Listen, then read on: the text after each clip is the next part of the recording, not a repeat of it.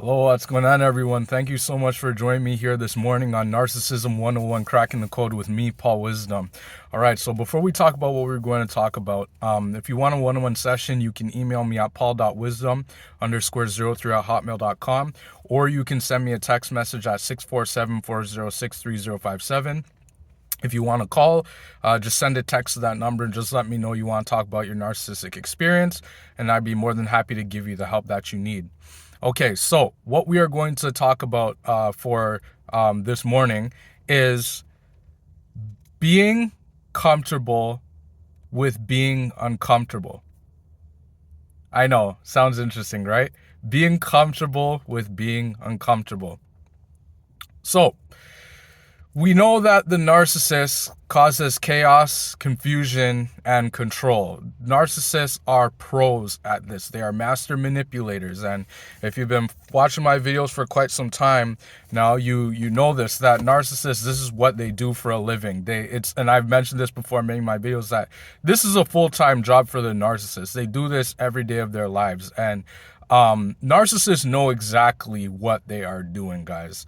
Now, when it comes down to being comfortable with being uncomfortable, now this applies to the narcissistic experience, because when you're in a narcissistic relationship, when you're with somebody or you're dealing with someone who doesn't treat you with respect, who is gaslighting you, who's stonewalling you, is giving you the silent treatment, is financially abusing you, emotionally abusing you, taking advantage of you, not showing you the respect that you deserve.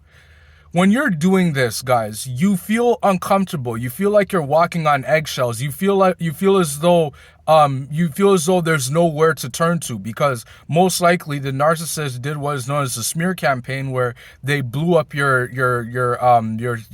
social interactions with people that you know, whether that was family members, friends, people in hobby groups, people at church, people at the mall, people you know, or people that you guys knew together, and even their family as well. They were spreading the smear campaign to their family about you, because, and again, guys, I want to mention this. The reason why the narcissist does a smear campaign is because they do it because they know that they know that you're a person that is a true teller. They know that you are an empath. They know that you are a good person. And they know that if you do get the chance, that you will go and tell the truth about them. They're scared that you're going to tell the truth about who they are, and that somebody will catch on to their fake lies. And that's why they need to spread the smear campaign and tell flat out lies about you, because they know that they want to have the upper hand. They pretty much want to beat you to it, in a sense. They want people to know that you are a bad person so that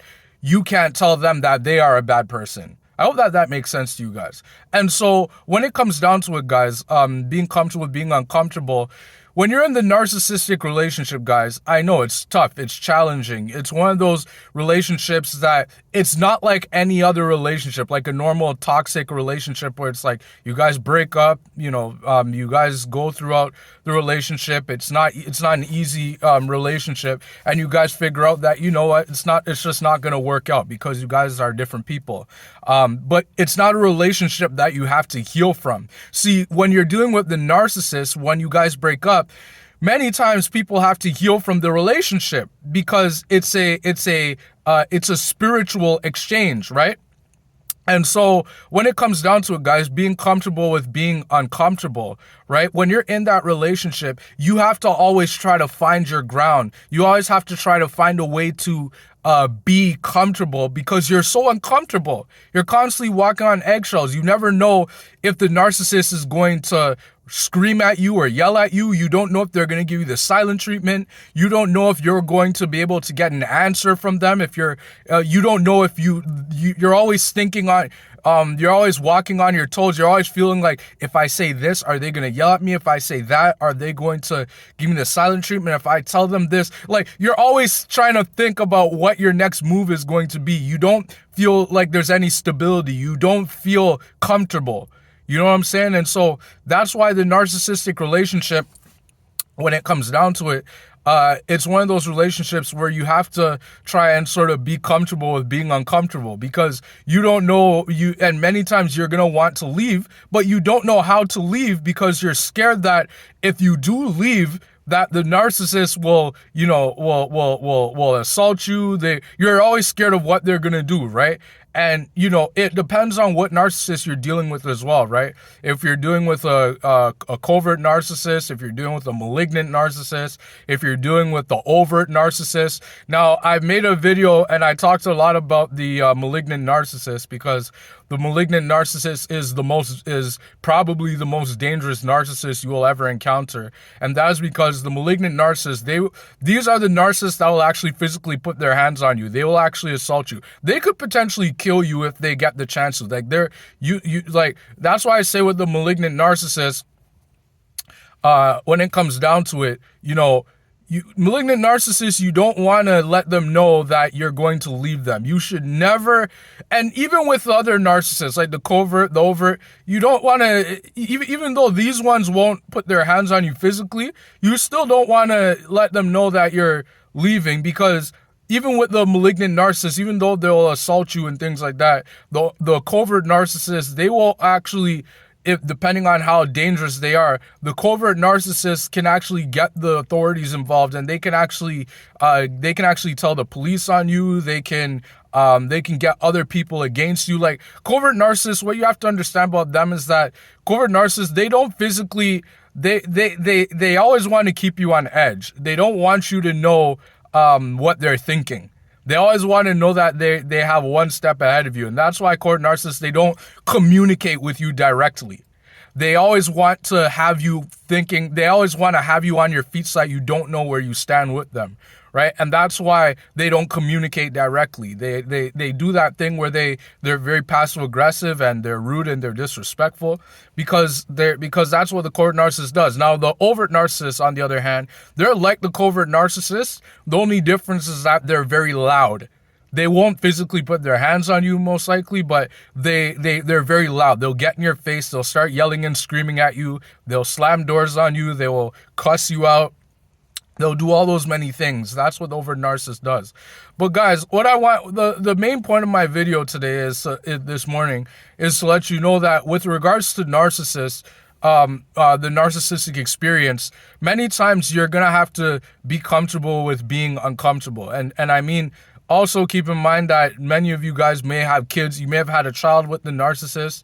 And as a result, with that, that's going to take a lot of time for you to get over. Because with this, what happens here now is that the narcissist knows that they have you locked down for life. Because when you have a child with the narcissist, most of the times when it comes down to it, you're going to be the one raising the child for the most part. Whether you're a woman or a man, it doesn't matter. You're going to be the one raising the child, because the narcissist, you have to keep in mind, narcissists don't like to do things that take time. They don't like to do things that take work. Narcissists are very lazy people. They're cowards and they're full of nonsense. They're full of the devil, right?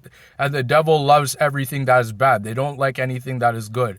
And that's why they don't like the well-being of their children. So what they'll probably try to do, depending, is that they'll try to parental alienate you. So what they'll do is they'll try to prevent you from seeing your own kids. They'll keep your own kids from you, and they'll even brainwash your kids to believe that you're a bad husband, you're a bad father, or you're a bad mother. They will do these things, and they do these things because they want to keep you on edge. They don't want you to be happy. They don't want you living your best life. And so you're going to have to find a way to be comfortable with being uncomfortable, because, depending on how long those kids, you're in that situation, you don't know what's gonna happen tomorrow. You don't know what's gonna happen the next minute. You don't know what's gonna happen the next day. You don't know what's gonna happen in the next hour. You know what I mean? And so when it comes down to being comfortable with being uncomfortable, what I say, and it goes back to what I mentioned in one of my recent videos, is, you have to find some way to keep your peace. And how you keep your peace and how you be comfortable with being uncomfortable is, and I understand that if you're separated, for example, and you're still living under the same roof as a narcissist, which is one of the most difficult things that anybody has to deal with. Luckily for me, my ex-wife, she just left, and so luckily I didn't have to live under the same roof as her. Luckily, but for the people that have to live under the same roof as a narcissist, your best bet, the only thing that you can do to keep your peace and to be able to be comfortable with the uncomfortability is to do things that you enjoy, right? Do things that make you happy, right? Whether that's drawing, whether that's writing, whether that's reading, whether that's going to the park, whether that's going to watch movies, whether that's doing anything that you like. I don't care if it's working out or going to the gym or riding your bike. It can be anything, guys. What I'm saying is enjoy doing things that you enjoy, because when you do these things, the narcissist, it's gonna make them not want to have much to do with you, because they see that you're enjoying yourself. They see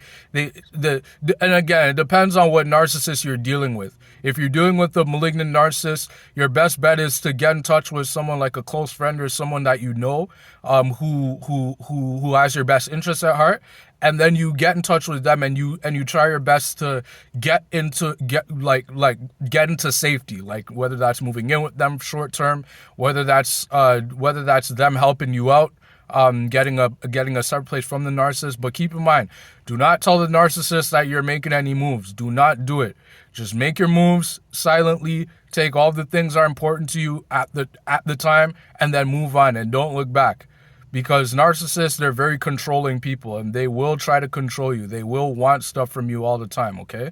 So yeah, when it comes down to being comfortable, being uncomfortable, those are things you can do, you know what I mean, to keep your comfortability, to keep your ground so that the narcissist doesn't destroy you. Because remember, the narcissist's favorite abuse tactic is gaslighting. And gaslighting, all narcissists, every single narcissist does what is known as gaslighting. And gaslighting, for the people that are new to the channel, thank you so much for being here if this is your first video. Gaslighting is when the narcissist is making you doubt your sense of reality, so that you become dependent on them. And so when it comes down to it, guys, the narcissist will try to gaslight you, and they will try to throw things at you so that you doubt your own reality, that you question your own self. And so that is why you need to do things that you enjoy, so that you can stay away from them, so that you don't have to fall prey to their gaslighting and all their nonsense, and so that they don't do all their mind games and mind tricks on you. So yeah, so I hope that this video helped you out. If you did, like I said, like it, put a comment down below, subscribe to the channel, share it with somebody who you think could use the knowledge, who could use the wisdom. If, like I said, if you want a one-on-one session, you can email me at paul.wisdom_03@hotmail.com, or you can send me a text message at 647-406-3057. If you want to talk, if you want to vent, if you want somebody to hear you out, if you're trying to figure out the person you're dealing with is a narcissist, if you want some guidance, if you want some advice, you feel free to reach out. If you want to call on the phone, just send a text to that number. Just let me know that you want to call, that you want to talk about your experience, you need some help. I'd be more than happy to give you the help that you need. So thank you so much for joining me here on Narcissism 101 Cracking the Code this morning today, and look forward to seeing you on the next video. Thank you so much.